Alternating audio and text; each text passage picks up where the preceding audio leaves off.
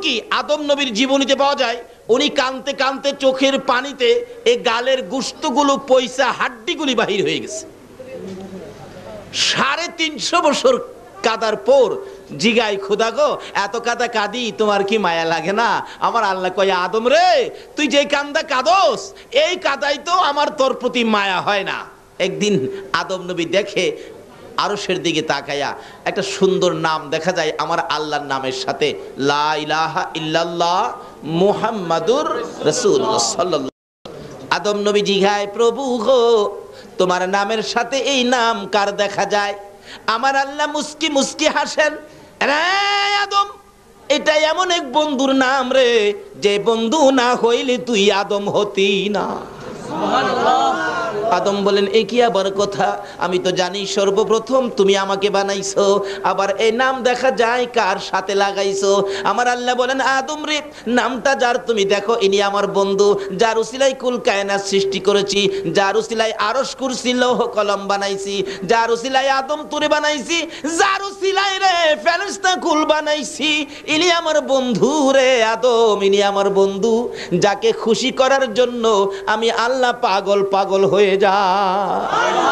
আমার এই বন্ধুকে খুশি করতে আমার ইচ্ছা হয়। সকল নবী রাসূলের ইচ্ছা হলো আল্লাহকে খুশি করবে, আর আল্লাহর ইচ্ছা হলো আমার নবী আপনার আমার নবীকে খুশি করবে। আজকে আমরা সে নবীর উম্মত। আদম নবী বলেন, খোদা গো তাহলে তোমার বন্ধু হলে তোমার বন্ধুর নামের দোহাই দিলাম, তুমি আমার ডাকটা আমার দোয়াটা তুমি কবুল করো না, আমার কান্দাটা কবুল করো। আল্লাহ বলেন, আদম রে আজকে তোর কান্না মজা হইছে, যা আমার বন্ধুর খাতিরে তোকে মাফ করে দিলাম। এখন বলে কান্না মজা হয়, যে নবীর দোহাই দিলে আল্লাহর কাছে কান্না, আদম নবীর কান্না মজা হয়। আমরা সে নবীর উম্মত। আদম তো 350 বছর কান্নার পরে নবীর দোহাই দিলে আল্লাহ কবুল করেছেন। আমরা সে নবীর উম্মত, আমাদের কোনো দোহাই নাই, চোখের পানি দেখলেই আল্লাহ কই, বন্ধু গো আমি তো হেরারে মাফ করে দিছি, মাফ চাই না, মাফ দিতে পাগল। আল্লাহ বলেন, বন্ধু গো আমি তোমার উম্মতের সুযোগ পাইলেই তো মাফ করে দিই। আজকের মাহফিলে যারা আসছেন শুকর আদায় করেছেন আল্লাহর, আল্লাহ বলেন, বন্ধু আমি মাফ করে দিলাম তোমার উম্মতের। এই প্রথম পুরস্কার। আরো পুরস্কার, 2 নাম্বার পুরস্কার হলো হেদায়েত। হেদায়েতের বাংলাটা হবে পরিবর্তন। বলুন তো আপনাদের দেখি 2 নাম্বার পুরস্কার পাইছেন কিনা। আচ্ছা আপনাদের মনে এখন কি ইচ্ছা বাসায় চলে যাবেন, নাকি এই বৃষ্টির মধ্যেও বসে আর কিছুক্ষণ ওয়াজ শুনবেন? মনটা কি এরকম কয়? তাহলে বোঝা গেল 2 নাম্বার পুরস্কার পাইছেন তো, পরিবর্তন অর্থাৎ হেদায়েত। এই মাহফিলে বরকত পাওয়ার উপযুক্ত আপনারা, আল্লাহ কবুল করেছে 2 নাম্বার পুরস্কার দিয়ে। 3 নাম্বার পুরস্কার হলো দুর্বল ঈমান শক্তিশালী হয়। আপনাদের দুর্বল ঈমান কিছুটা শক্তিশালী হয়েছে কিনা 3 নাম্বার পুরস্কার পেয়ে একটু প্রমাণ করে দেখতে চায়। আচ্ছা বলুন তো, এখন যদি নবীর দুশমন আবু জাহেল পিছন দিয়ে আসে আপনাদের সাথে ওয়াজ শোনার জন্য, আবু জাহেলকে কি আপনারা দেবেন এখানে ওয়াজ শোনার জন্য? না। কি বলবেন বলুন তো? খালি চলে যাওয়াই বলবেন, আর কিছু কইবেন না? নাকি বাসায় নিয়ে দাওয়াত করে খাওয়াবেন আবু জাহেল রে? নবীর দুশমনের পক্ষে আপনারা আছেন? নবীর দুশমন রাখবেন নাকি তাড়াবেন? কে কে তাড়াবেন দেখি? নারে তাকবীর, নারে রিসালাত, ইয়া রাসূলুল্লাহ, নারে গাউসিয়া, ইয়া গাউসুল্লাহ, জশ্নে জুলসে ঈদে মিলাদুন নবী সাল্লাল্লাহু আলাইহি ওয়াসাল্লাম, তুরন্ত গোলাপ ক্রীড়া সংগঠন মাশাআল্লাহ, নবীর দুশমনেরা হুশিয়ার সাবধান, হুশিয়ার সাবধান, নবী ওলি দুশমন। মাশাআল্লাহ, হাত নামান। তাইলে 3 নাম্বার পুরস্কারও বুঝি আপনারা পাইলেন, কিন্তু 3 নাম্বার পুরস্কার পেয়ে আপনারা নবীর দুশমনের মোকাবেলায় যাবেন, হাত তুললেন, নবীর দুশমন তাড়াবেন, তাও আপনারা হাত তুললেন, কিন্তু সাহসটা বুঝি হইল, আওয়াজটা হইল না। একটু জোরে আওয়াজ দেন তো, নারায়ে তাকবীর, আল্লাহু আকবার, নারায়ে রিসালাত, নারায়ে গাউসিয়া। মাশাআল্লাহ, এইবার বোঝা যায় আপনারা 3 পুরস্কার পাইলেন। এখন পুরস্কার পাইলেন, এখন যাবেন কোথায়? আচ্ছা এখন যদি নবীর পক্ষ থেকে কোনো ডাক আসে, আপনারা কি নবীকে খুশি করার জন্য যাবেন? এতক্ষণ তো আল্লাহকে খুশি করার জন্য কিছু করলাম, এখন কি নবীকে খুশি করা দরকার আছে কিনা বলুন তো? নবীকে খুশি করতে যদি এখন কোনো ডাক আসে আপনারা যাবেন? আল্লাহু আকবার। যদি যান তাহলে জান্নাত পাবেন। নবীর ডাকে যারা ঘর থেকে বাহির হয়েছে, আল্লাহ তাদের জন্য জান্নাতটাকে জমিনের মধ্যে পাঠাইয়া দিয়েছে। আমার নবীর ডাকে যারা যাবে গো, আমার আল্লাহ বলেন আমার বন্ধুকে পাওয়ার জন্য যারা ঘর থেকে বাহির হয়, এক কদম সামনে বাড়ে আমার নবীকে খুশি করার জন্য, সে কদমটা যেনই আমার জান্নাতের দিকে আগাইয়া দেয়। নবীকে যারা ভালোবাসতো, নবীকে যারা খুশি করত, নবীর জন্য যারা পাগল ছিল, কিভাবে ডাকতো? হাদিস শরীফ খুঁজলে পাওয়া যায়, আমার নবী একদিন দুইটা চোখের পানি ছেড়ে ছেড়ে কাঁদতেছেন। সাহাবীরা জড়ো হয়ে যায়, ইয়া রাসূলুল্লাহ, এইভাবে চোখের পানি ছেড়ে ছেড়ে কেন কাঁদেন আমরা জানতে চাই। আমার নবী জবাব দেন, সাহাবীরা রে, আমার অতি আদরের একজন সাহাবীকে আমি চিঠি দিয়ে পাঠাইছিলাম এক বাদশার দরবারে, রাস্তার মধ্যে আমার সাহাবীকে ধরে গলাটা কেটে ফেলছে রে, কলিজাটা খুলে ফেলছে, তারপরেও লাশটা গাছের মধ্যে ঝুলাইয়া রাখছে। আমার চিঠি খানি অপমান করেছে, তোরা পারবি নি রে আমার চোখের পানি মুছতে, আমার ওই সাহাবীর রক্তের প্রতিশোধ নিতে পারবে কিনা? সাহাবীরা জড়ো হয়ে যায়। রা ফুটন্ত কোলে যুব সংঘের সদস্যরা, তোমাদের মতো যুবকেরা দৌড়াইয়া বাড়িতে যায়, মার পায়ে সালাম করে যুদ্ধের পোশাকটা পরে তরবারিটা হাতে লইয়া মার কাছে দাঁড়াইয়া দাঁড়াইয়া বিদায় নেয়। মাগো, আমার নবীকে খুশি করার জন্য তরবারি লইয়া ঘর থেকে বাহির হলাম, ভাগ্য যদি ভালো হয় ফিরে আসবো, আর যদি ভাগ্যে ভালো না হয় বিদায় করে দাও, দেখা হবে গো হাসরের ময়দানে। মা, নবীকে খুশি করার জন্য তরবারি হাতে নিয়েছি, যদি ভাগ্য থাকে আসবো, না হয়তো দেখা হবে হাসরের ময়দানে। নবীর সামনে জড়ো হয়ে যায় সকল সাহাবীরা, আমার নবীর চোখের পানিগুলো জর্জর করে পড়তেছে।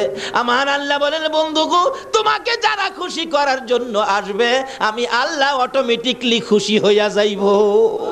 বন্ধুগো, আমি যদি তোমার জন্য এত কিছু করতে পারি, আর তোমার জন্য যদি আমার বান্দারা কিছু করে, আমি আল্লাহ সব তাদেরকে দিব, কোনো চিন্তার কারণ নাই। এবার সাহাবীরা জড়ো হয়ে যায় মুতার যুদ্ধে যাওয়ার জন্য। মুতার যুদ্ধের ময়দানে চারপাশে জড়ো হয়ে গেলে রাসূল বলেন, এই যুদ্ধের প্রধান সেনাপতি বানাবো আমি আমার পালিত পুত্র যায়েদ ইবনে হারেসাকে।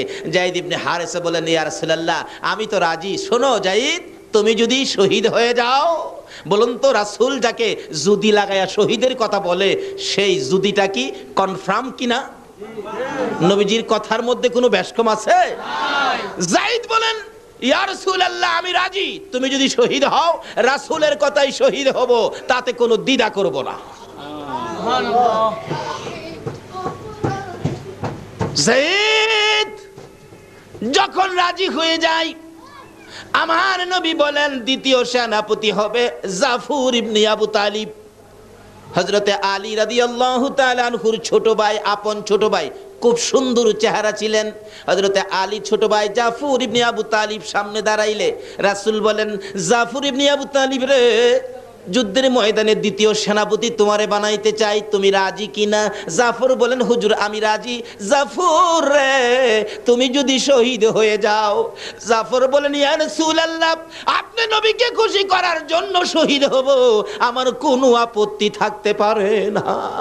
আবার রাসূল বলেন, জাফর রে, তোমার আপত্তি থাকতে পারবে না, কিন্তু তোমার যে ছোট্ট ছোট্ট দুইটা ছেলে আছে, ছেলেরা যদি কান্দে আব্বু আব্বু কইয়া। এবার জাফর বলেন, ইয়া রাসূলুল্লাহ, ছেলেরা কাঁদুক, তাতে আমার কোনো আপত্তি নাই, ছেলেরা যেখানে মনে চায় সেখানে যাক, আমি রাসূলের কথা মানতে যাইয়া যুদ্ধের ময়দানে শহীদ হব, জান্নাতের দরজায় যায়া দাঁড়াইব। আমার নবী বলেন, জাফর রে, যাও যাও, তোমার পরের সেনাপতি হবে আব্দুল্লাহ ইবনে রাওয়াহা। আব্দুল্লাহ ইবনে রাওয়াহার সামনে হাজির, হুজুর আমি তো রাজি, তুমি যদি শহীদ হও, হুজুর আমিও শহীদ হব, তাতে আমি কোনো দ্বিধা করব না, আপনার কথা মানব, আপনাকে ভালোবাসা দিব। ঠিক আছে, যাও, সকলে বিদায় নিয়ে আসো। বিদায় নিয়ে আসতেছে, একের পরে এক লম্বা ঘটনা। বিদায় নিয়ে এসে নবীর সামনে দাঁড়াইতেছে। আমার নবীর পালিত পুত্র যায়েদ ইবনে হারেসাকে ডেকে বলেন, যায়েদ রে, তুমি তো প্রধান সেনাপতি হবে, আমাকে খুশি করার জন্য তুমি কি সেনাপতির দায়িত্ব পালন করতে রাজি? এবার যাইদ বলেন হুজুর আমি 1 কোটি বার রাজি, তুমি বিদায় নিয়ে আসো। হুজুর গো, সবাই বিদায় নিয়ে আসতে গেল, আমি কার কাছ থেকে বিদায় আনবো? আমার তো মা নাই, বাবা নাই। আমার নবী বলেন যাইদ রে, আমার পালিত পুত্র হিসাবে অনুমতি দিলাম, হুজরার ভিতরে ঢুকো, তোমার মা আয়েশার কাছ থেকে তুমি বিদায় নিয়ে আসো। যায়েদ ইবনে হারেসা পর্দার ভিতরে ঢুকে, হুজরার ভিতরে ঢুকে মা আয়েশা সিদ্দিকা রাদিয়াল্লাহু তাআলা আনহার পায়ে সালাম করতেছেন। মা আয়েশা মাথায় হাত দিয়ে চোখের পানি ছেড়ে দিয়ে বলতেছেন, মউত, আমার পালিত পুত্র যায়েদ যুদ্ধের ময়দানে যাবে, প্রধান সেনাপতি হবে। রাসূল বলেছে যায়েদ যদি শহীদ হয়। আয়েশা কান্দে, হ্যাঁ মাবুদ, যেই নবীর মুখ থেকে জীবনে কোনোদিন মিথ্যা কথা বলতে শুনি নাই, যেই নবীর কথার মধ্যে বেশ কম দেখি নাই, আমার পালিত পুত্র যায়েদ আজকে শহীদ হবে, আমি মা হইয়া বিদায় দিলাম গো, আমার যায়েদকে তুমি কবুল করো। যায়েদ ইবনে হারেসা মার পায়ে সালাম করে নবীর সামনে হাজির, চোখের পানিগুলো মুছতেছেন। আমার নবী বলেন, যায়েদ রে, বিদায় আনছো? হুজুর বিদায় আনছি। এদিকে আয়, আয় আমার পাশে। আমার নবী নিজে যায়েদের গায়ে যুদ্ধের পোশাক পরাইয়া তরবারিটা হাতে উঠাইয়া দিয়ে বলতেছেন, যায়েদ, প্রধান সেনাপতির দায়িত্ব দিলাম রে আমি রাসূলের হাতে, দেখি কিভাবে প্রধান সেনাপতির দায়িত্ব পালন করবি। উঠো দেখি, ঘোড়ার উপরে উঠো। চট করে লাফ মেরে ঘোড়ার উপরে উঠছেন, তরবারি হাতে নিয়ে বলতেছেন, ইয়া রাসূলুল্লাহ, বলুন তো আপনি খুশি হইবেননি? জীবন দিতে যায়, জিজ্ঞেস করে আপনি খুশি হবেননি? আপনারা কি পারবেন এই রাত্রের কিছু সময় দিয়ে আমার রাসূলকে খুশি করতে? কে কে রাজি, হাত তুলে দেখান। মাশাআল্লাহ। নারে তাকবীর, নারে রিসালাত, নারে গাউসিয়া, জশ্নে জুলসে ঈদে মিলাদুন নবী হযরতুল আল্লামা আলহাজ তোফাজ্জল হোসেন সাহেব, উড়ন্ত গোলাপ ক্রীড়া সংগঠন।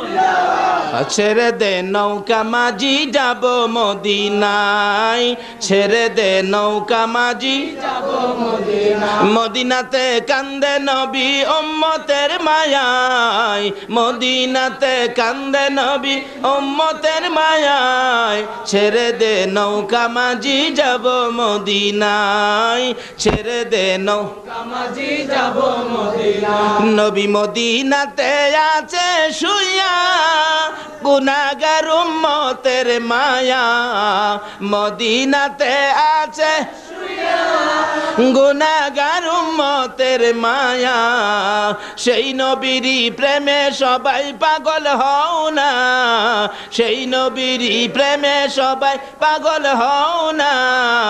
ছেড়ে দে নৌকা মাঝি, যাব ছেড়ে দে নৌকা মাঝি, যাব মদিনা, ছেড়ে দে নৌকা মাঝি, যাব মদিনা, সেই নবীর প্রেমে পাগল হইয়া 7 সমুদ্র পারি দিয়া, নবীর প্রেমে পাগল হইয়া 7 সমুদ্র পারি দিয়া, নবীর রওজা জিয়ারতে হব রওয়ানা, নবীর রওজা জিয়ারতে হব রওয়ানা, ছেড়ে দে নৌকা মাঝি, যাব মদিনা, ছেড়ে দে নৌকা মাঝি, যাব মদিনা।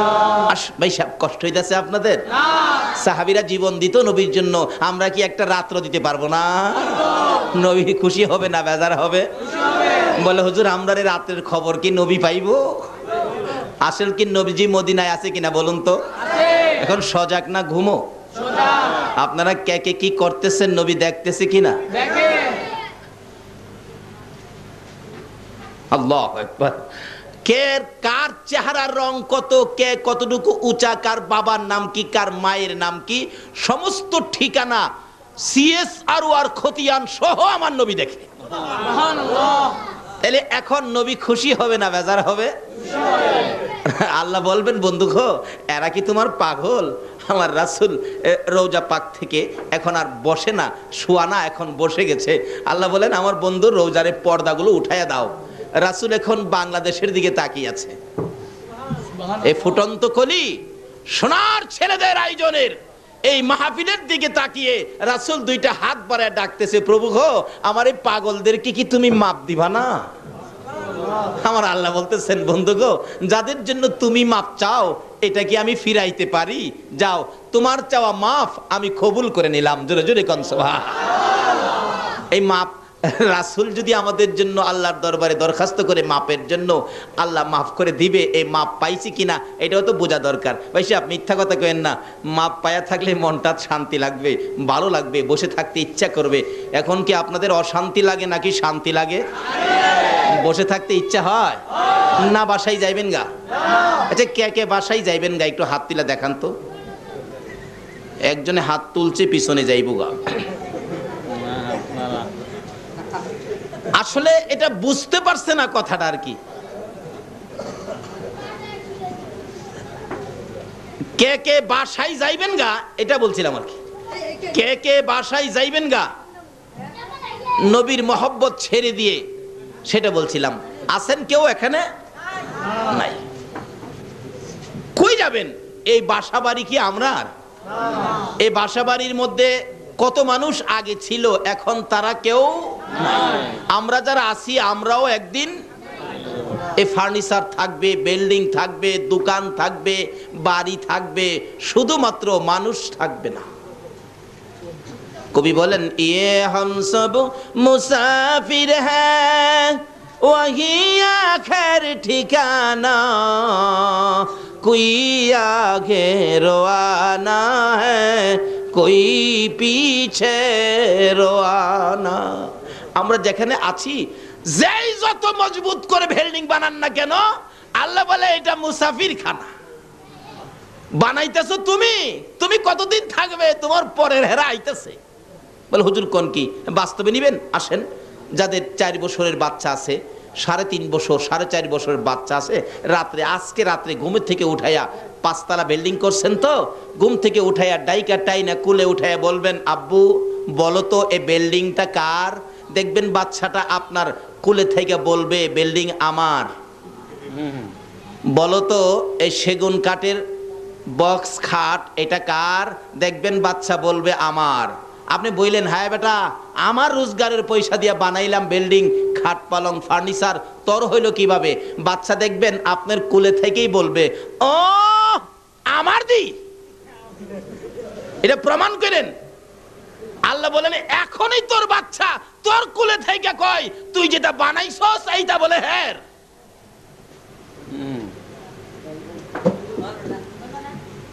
ये हम सब मुसाफिर हैं वही आखिर ठिकाना, कोई आगे रवाना है कोई पीछे रवाना। আমরা যেখানে আছি এটা হলো একটা স্টেশনের প্ল্যাটফর্মের মতো, বাস স্ট্যান্ডের যাত্রী ছাউনির মতো। যে যাই বানাইতেছেন এটা যাত্রী ছাউনি। যার যার গাড়ি যেদিন আসবে সব রেখে শুধু শুধু খালি খালি রওনা হয়ে যাবেন, কিচ্ছুই সাথে নিতে পারবেন না। শুধু নেওয়ার মতো 2টা জিনিস আছে, একটা আছে আমার আল্লাহ, আর একটা থাকবে আমার রাসূল। জোরে জোরে কোন সুবহানাল্লাহ। আজকে এই 2 জনকে কিভাবে খুশি করা যায়, আর 2 জনকে খুশি করতেই হবে, কেন করতে হবে এটাও আলোচনায় আসবে। যদি একটু লম্বা হয়, আপনারা থাকবেন তো? বলতেছিলাম থাকবেন না কেন? আল্লাহকে খুশি করলেন শুকর আদায় করে, এই জন্য আল্লাহ 3টা পুরস্কার আমাদেরকে দিয়ে দিলেন। আবার যে রাসূলকে আল্লাহ খুশি করার জন্য পাগল, যে রাসূলের জন্য এত কিছু করেছেন, সেই রাসূলকে খুশি করলে আল্লাহ কি দিবে এটাও তো আমাদের জানা দরকার। বলতেছিলাম যায়েদ ইবনে হারেসা রাসূলকে খুশি করার জন্য ঘোড়ার পৃষ্ঠে উঠে দেখাইতেছেন, ইয়া রাসূলুল্লাহ তরবারি হাতে নিলাম, যুদ্ধের পোশাক লাগাইলাম, দেখুন তো ঘোড়ার মধ্যে উঠেছি, প্রধান সেনাপতির দায়িত্ব, আমার পক্ষে কতটুকু সম্ভব হবে? আমার রাসূল মুস্কি হাসি দিয়া বলেন, রে যায়েদ দেখলাম রে বড় সুন্দর লাগে রে, এই যুদ্ধের ময়দান থেকে তো তুই আর ফিরে আসবি না। তুমি যে শেষ দেখা আমাকে দিয়ে গেলে, আমার কাছ থেকে তুই শেষ বিদায় জন্য নিয়ে গেলে, যাও যাও যায়েদ ইবনে হারেসা যাও, তোমাকে বিদায় দিলাম। এমনি সময় পর্দার ভিতর থেকে একটু ফাঁকা করে ডাকতেছে যায়েদের বিবি, স্বামী দাঁড়াও গো, একটুখানি দাঁড়াও। কেন কেন? স্বামী, যেই রাসূল জীবনে কোনোদিন মিথ্যা কথা বলে নাই, যেই রাসূলের কথা জীবনে কোনোদিন সোতা পরিমাণ বেশ কম হয় নাই, রাসূল বলেছে তুমি যুদ্ধের ময়দানে শহীদ হয়ে যাবে। স্বামী গো, জীবনে তো আর তোমার সাথে কোনোদিন দেখা হবে না। স্বামী, আমি বিবি হইয়া অনুরোধ করি, তোমার কাছে আবদার করি, তুমি গোরার থেকে নাইমা একটু পর্দার ভিতরে আসো। আমি বিবি তোমাকে জীবনের শেষ দেখা দেই। একটা চিৎকার মারছে যায়েদ ইবনে হারেসা, হ্যাঁ নিষ্ঠুর বিবি, তুমি কি জানো না রাসূলকে খুশি করার জন্য গোরার পৃষ্ঠে উঠেছি, রাসূলকে দেখাইয়া দিয়েছি। হ্যাঁ বিবি, যেই জায়গার মধ্যে যুদ্ধে যাওয়ার পরিবেশে আমার রাসূল দেখেছে, রাসূলের ইচ্ছাই গোরার পৃষ্ঠে উঠেছি, আর কারো ডাকে আমি গোরার থেকে নামতে পারি না। ফুটন্ত খুলি যুব সংঘের উদ্যোগে যেই মাহফিলে আপনারা বসে আছেন, দেখুন নবীর কত ভালোবাসতো যুবকেরা। যায়েদ ইবনে হারেসা বলেন, রাসূলের নির্দেশে ঘোড়ার উপরে উঠেছি, রাসূলকে খুশি করার জন্য যুদ্ধের পোশাক গায়ে দিয়েছি। বিবি গো, নবীজির কথা ছাড়া কারো কথায় এই ঘোড়ার পিঠ থেকে নিচে নামবো না। তাহলে বোঝা গেল বিবির চাইতেও রাসূলের ভালোবাসা বেশি না কম? এখন আমরা দোকানের ভালোবাসা ছাড়তে পারলাম না, বাড়ির ভালোবাসা ছাড়তে পারলাম না, নবীর ভালোবাসার জন্য পারলাম না আজকে বৃষ্টির মধ্যে মাহফিলে শরীক হইতে। আজকের মাহফিলে শরীক হওয়াটার বাস্তব প্রমাণ হবে আমরা নবীকে ভালোবাসি। ইয়া মুহাম্মদ পিয়ারা নবী এসো নিরালায়, ইয়া মুহাম্মদ পিয়ারা নবী, ডাকেন তোমার দিদার মনের গুছিবে জ্বালায়া, মুহাম্মদ পিয়ারা নবী এসো নিরালায়া, মুহাম্মদ পিয়ারা নবী এসো নিরালা। পাইব যারা নবীজির দিদার হবে তারা হাসরে পার, পাইব যারা নবীজির দিদার হবে তারা হাসরে পার। দয়া করে দেখা দিয়ে দূর কর জ্বালা, হায়রে দয়া করে দূর কর জ্বালা। ইয়া মুহাম্মদ পিয়ারা নবী এসো নিরালা, ইয়া মুহাম্মদ পিয়ারা নবী এসো নিরালা। আসুন কিভাবে নবীর দেখা নিরালা হবে এই রাস্তাগুলি খুঁজে বের করবো আজকে, আল্লাহ যদি তৌফিক দেন। সকলে বলুন আমিন। এবার যায়েদ বলতেছেন, বিবি গো, নবীর কথাই গোরার পৃষ্ঠে উঠেছি, কারো কথাই নামবো না। নবীকে ভালোবাসি রে, নবীর চেয়ে বেশি আর কাউকে ভালোবাসি না। বিবি ডাকতেছেন, স্বামী গো, আজকে তোমার সাথে জীবনের শেষ দেখা হবে, শহীদ হয়ে যাবি, আর তো কোনো দিন তোমার সাথে দেখা হবে না। স্বামী, গোরার থেকে যদি না নামো, মুখোশটা মুখের মধ্যে লাগিয়ে রাখছো, মুখোশটা পরেছো, মুখোশটা একটু সরিয়ে দাও, আমি তোমাকে এই গোরার উপরে রাইখা জীবনের শেষ দেখা দেই। একটা চিৎকার মারলেন যায়েদ ইবনে হারেসা, রে বিবি, যে মুখোশ আমার রাসূলের হাতে লাগাইছে, রাসূলের হাতে যে মুখোশ আমার মুখের মধ্যে লাগাইছে রে, এই মুখোশ বিবি দেখার জন্য আমি যায়েদের হাত লাগাইব না। কে ছিল নবীর আশেক? কে নবীকে খুশি করতেন? তার বিনিময়ে আমার আল্লাহ কি দিবেন? আল্লাহু আকবার। আসুন সামনে বাড়ি, লম্বা হয়ে যাচ্ছে, কষ্ট হবে না তো আপনাদের? আর কি, রাত্র তো এটাই, কালকে তো এখানে আপনারা কেউ আসবেন না, কালকে এখানে কেউ থাকবেন না, আমিও আসবো না। কাজী একটা রাত্র যখন জীবনের হায়াতের মধ্যে নবীর প্রেমে সময় দেওয়ার জন্য আল্লাহ কবুল করেছেন, আরো তো বহুত মানুষ আছে এই এলাকার মানুষ, তারা তো আসতে পারলো না। আল্লাহ যে আপনাদেরকে কবুল করেছেন, বাস্তব পক্ষে শুকরিয়ার ব্যাপার। আল্লাহ আমাদেরকে কবুল করেছেন। একটু সময়, একটা রাত্রে, কালকে আর আপনাকে বলা হবে না। কাজী আপনার ভাগ্য ভালো হবে। কি ভালো হবে? আখিরি মোনাজাতে নিজেরাই টের পাবেন, মিয়া আমাকে বলতে হবে না, নিজেরাই টের পাবেন আপনারা কি কি পাইছেন আজকের মাহফিলে। সেজন্য বলছি, একটু কষ্ট হইলেও বসুন, আর একটু মহব্বতে দরুদ শরীফ পড়ুন। আগে বাড়তেছে আল্লাহুম্মা সাল্লি আলা সাইয়্যিদিনা মুহাম্মাদ, আল্লাহুম্মা সাল্লি আলা সাইয়্যিদিনা, সাদা গরম না, তো গরম চলে দিবে। মাদ نبينا مولانا محمدنا যার নাম হলো ফুরন্ত গোলাপ محمد اللهم صل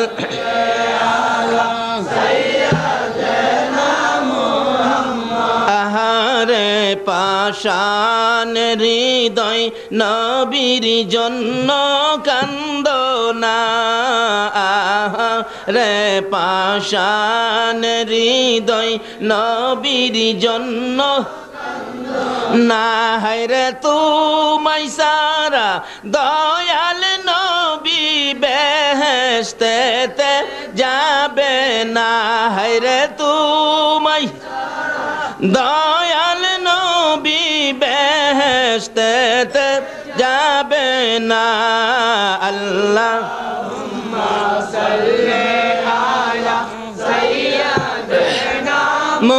محمد اللهم صل على سيدنا محمد محمد اللهم صل সারা গরম না, এটা গরম চা দিতে মাদনা বিয়ানা মাওলানা মুহাম্মাদানা যার নাম হলো ফুরন্ত গোলাপ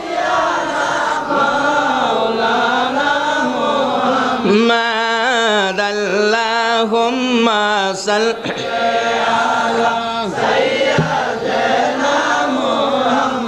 আহারে পাষাণ হৃদয় নবীর জন্য কান্দনা আহারে পাষাণ হৃদয় নবীর জন্য না হায়রে তুমাই সারা দয়াল নবী বেহেশতেতে যাবে না হায়রে তুমাই দয়াল নবী বেহেশতেতে যাবে না আল্লাহ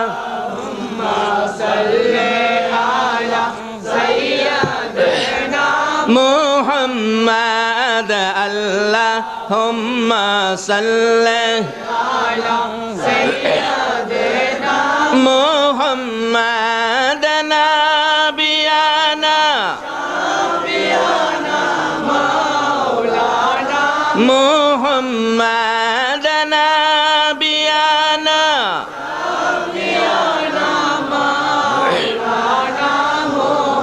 بلغ العلا بكماله كشف الدجى بجماله حسنت جميع خصاله صلى বলতেছিলাম নবীকে খুশি করার জন্য যাই তৈর হয়ে যায় দুনিয়ার কারো কথা মানতে রাজি না নবীর কথাই মানবো কেন নবীকে খুশি করার জন্য দ্বিতীয় সেনাপতি হযরতে জাফর ইবনে আবু তালিব বাড়িতে যায় জীবনের শেষ বিদায় নিবে দুইটা বাচ্চা দৌড়ায় কাছে আসছে আব্বু কোথায় যাবেন কিসের জন্য তৈয়ার হচ্ছেন বাচ্চা দুইটার দিকে তাকায় না না জানি মায়া হয়ে যায় বিবি পাশে দাঁড়াইয়া বলেন স্বামী গো অন্যদিন কোথাও গেলে বাচ্চাদের মাথায় হাত বুলান বাচ্চার দুই গালে চুমা দেন বাচ্চাদেরকে আদর করে জিজ্ঞেস করেন কি আনবো কি খাইবা কি তোমাদের দরকার আজকে কেন বাচ্চাদের দিকে তাকান না বাচ্চার মাথায় হাত বুলান না বাচ্চাদের দুই গালে চুমো দেন না হযরতে জাফর ইবনে আবু তালিব বলেন বিবি কোনো প্রশ্ন করবে না আমি রাসূলকে খুশি করার জন্য রওনা হয়েছি যুদ্ধের ময়দানে যাবরে বিবি কোনো প্রশ্ন আমাকে করবে না জাফর ইবনে আবু তালিবের বিবি বুঝি ফেললেন এবার বুঝি কঠিন সমস্যা হতে পারে। ও স্বামী আসুন আপনাকে নিয়ে একটু দোয়া করি। কি দোয়া করবি? হ্যাঁ স্বামী, প্রত্যেক যুদ্ধে যাওয়ার সময় আপনি দোয়া করেন আর আমি আমিন আমিন বলি। আজকে একটা শর্ত, আমি বিবি দোয়া করব, আপনি আমিন বলবেন, ঠিক আছে? দুইটা বাচ্চা জাফর ইবনে আবু তালিবের দুই পাশে বসে বাবার সাথে কচি দুইটা হাত বাড়াইয়া দিছে। জাফর ইবনে আবু তালিব একবার ডান দিকে চায়, আবার বাম দিকে চায়। মাউত, এই কচি হাত আর তো বাবার সাথে বাড়াইতে পারবে না। এই কচি কচি বাচ্চারা জীবনে তো আর কোনোদিন বাবা কইয়া ডাকতে পারবে না। মাবুদ গো, তাতে আমার কোনো দুঃখ নাই, আমি কি তোমার রাসূল খুশি করতে পারবো? কচি কচি বাচ্চা ফালাইয়া যায় যুদ্ধের ময়দানে রাসূলকে খুশি করার জন্য। আজকে আপনারা পারলেন না বাচ্চাদেরকে বিছানায় ঘুম পাড়াইয়া মাহফিলে শরীক হয়ে রাসূল খুশি করতে। কারা আসছেন খুশি করার জন্য? নিশ্চয়ই আপনার মা। আপনারা যখন মায়ের পেটে ছিলেন, মা এই নবীর উপর দুরূদ শরীফ পড়ছিল। দুরূদের তাসীর আপনাদের গায়ে আছে বিদায় আজকে আপনারা এই মাহফিলের মধ্যে শরীক হয়েছে।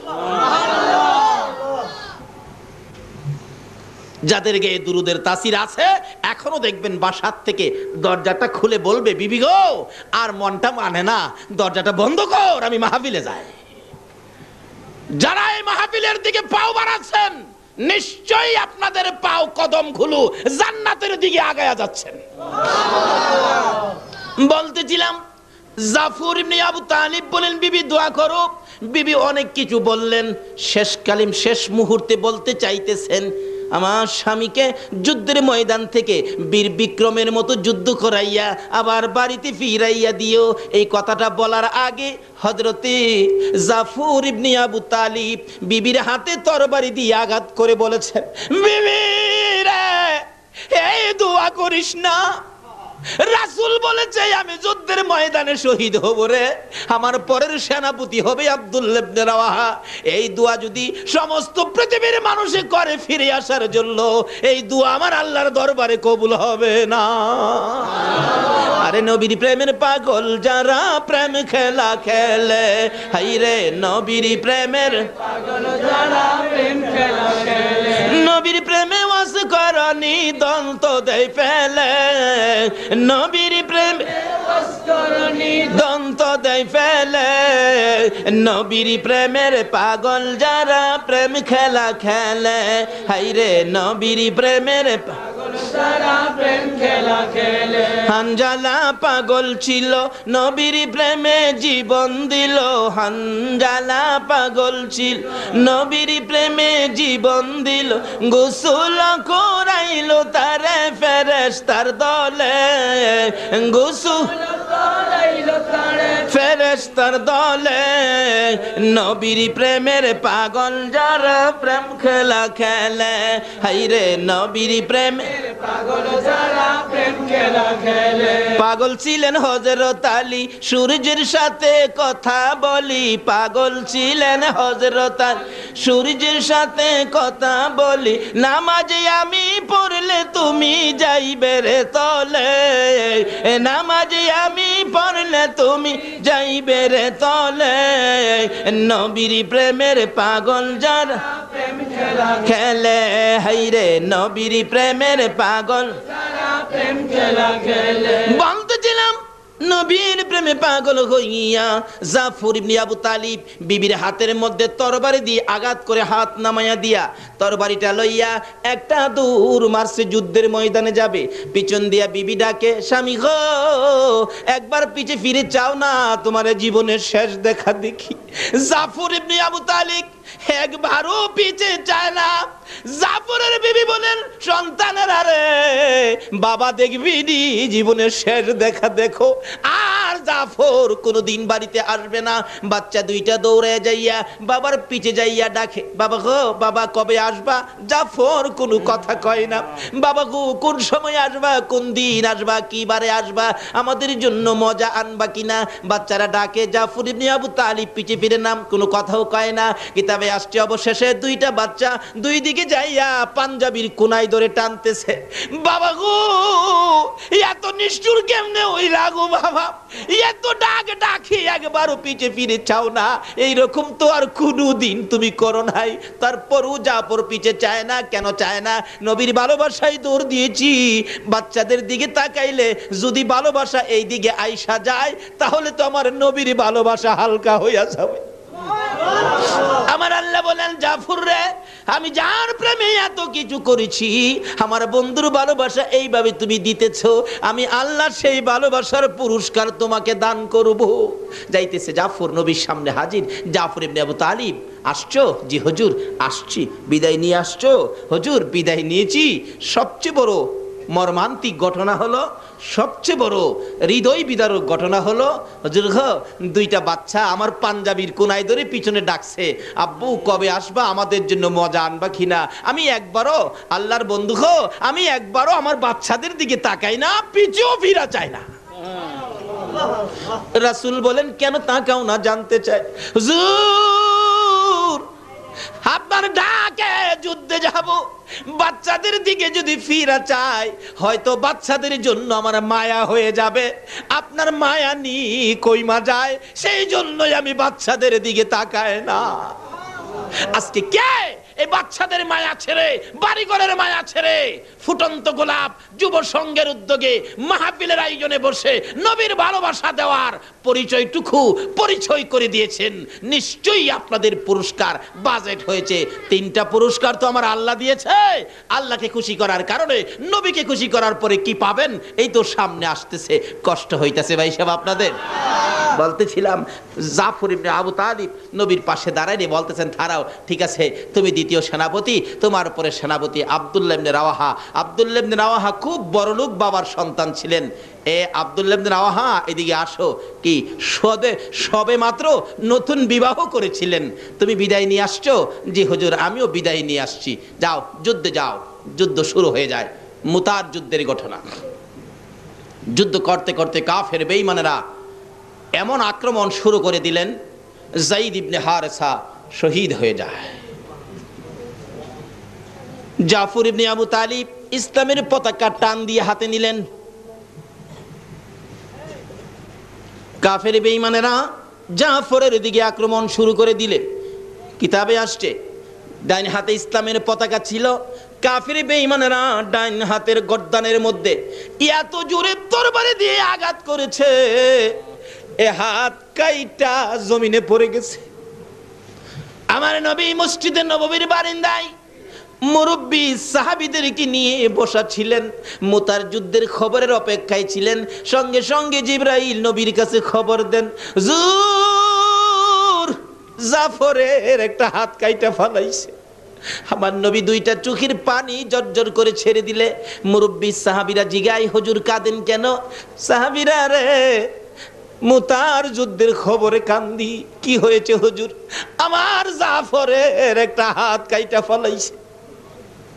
বাম হাতে পতাকা হাতে নিলে বাম হাতের মধ্যে আক্রমণ, বাম হাত কাইটা জমিনে পড়ে গেছে।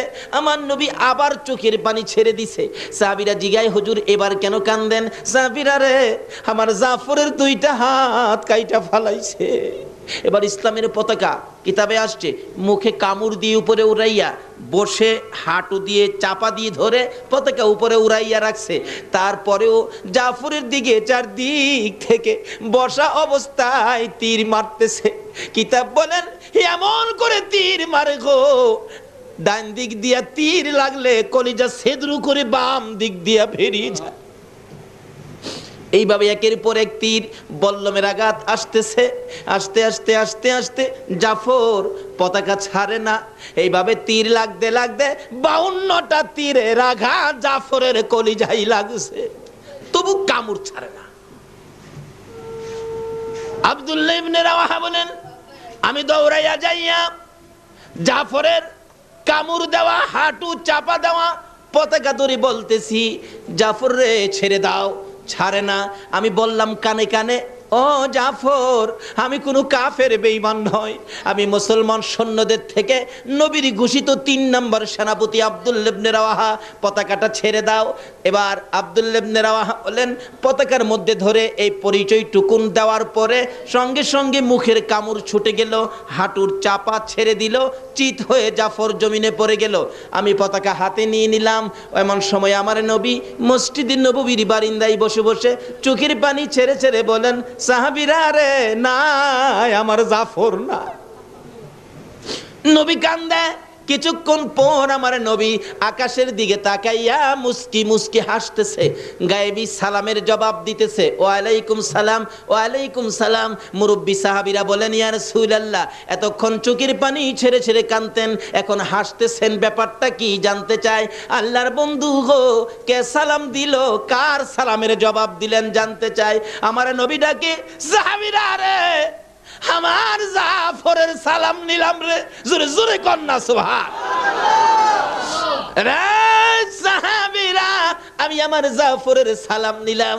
আমার জাফর আমাকে খুশি করার জন্য যুদ্ধের ময়দানে 2টা হাত কাঠাইয়া দিলে আমার আল্লাহ খুশি হইয়া রে সাহাবীরা 2টা হাতের বিনিময় আমার জাফরকে 2টা জান্নাতের পাখা লাগাইয়া দিছে।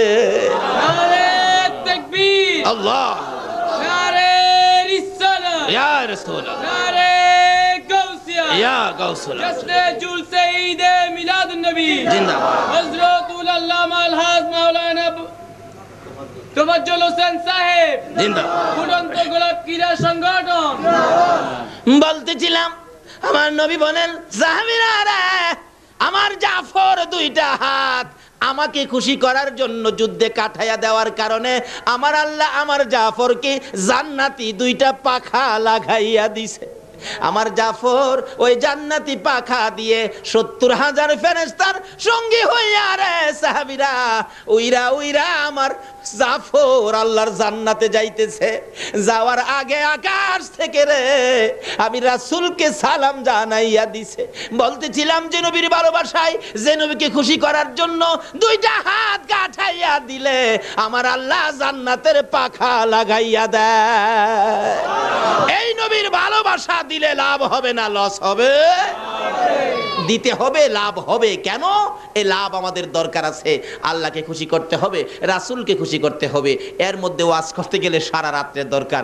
আমি আমার আলোচনা যেদিকে করেছি ওইদিকে আলোচনায় যেতে হবে। আসুন আগে বাড়ি, আমি আমার মেন আলোচনায় যাই। আমরা প্রথম খুশি করেছি আল্লাহকে, কি বলে? আল্লাহর শুকর আদায় করে। দ্বিতীয় নম্বরে খুশি করার চেষ্টা করেছি রাসূলকে, কি করে? যেইভাবে সাহাবারা জীবন দিয়েছে, আমরা জীবন দেওয়ার পরিবেশ নাই বিধায় আমরা রাত্র দিয়ে হলো রাসূলকে খুশি করব। এই আশা আপনাদের মনে আছে কিনা বলুন তো? আসুন আল্লাহ রাসূলকে খুশি করে কি পুরস্কার টুকুন আমরা নিব। কেন নিতে হবে? আমরা যে একদিন এই দেশ থেকে বিদায় হতে হবে, এই দেশে যে আমরা কেউ থাকবো না, একদিন মাটির সাথে মিশে যাব। সেই জন্য আল্লাহ রাসূলকে খুশি করে যেন আমরা দুনিয়া থেকে যেতে পারি। কিভাবে যাব এটা বোঝার জন্য আলোচনায় যাচ্ছি সামনে। মহব্বতে আর একটু দুরূদ শরীফ পড়ুন। এখন আমি আমার মেন আলোচনায় চলে যাব। আল্লাহুম্মা সাল্লি মুহাম্মাদ, আল্লাহুম্মা সাল্লি মুহাম্মাদ নবী মাওলানা মুহাম্মাদ নবী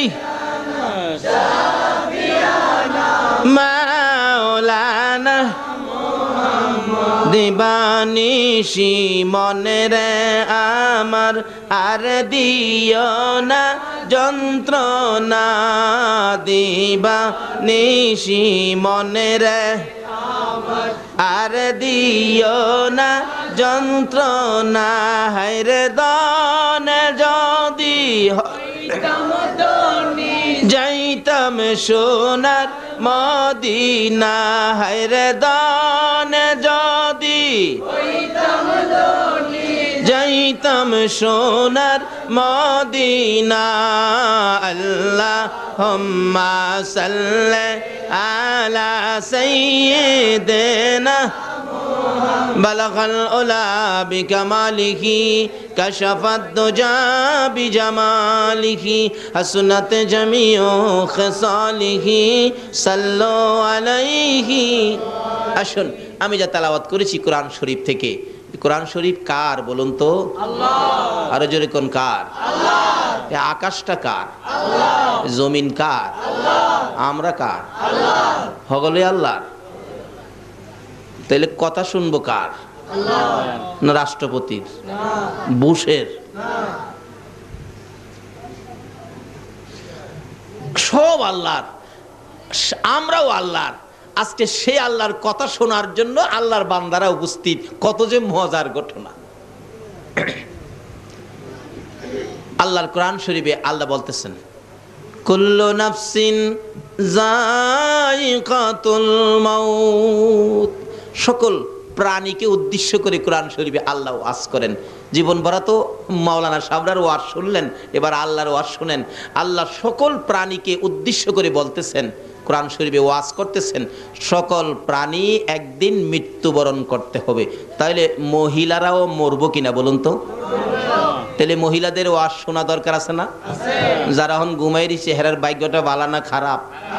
আহা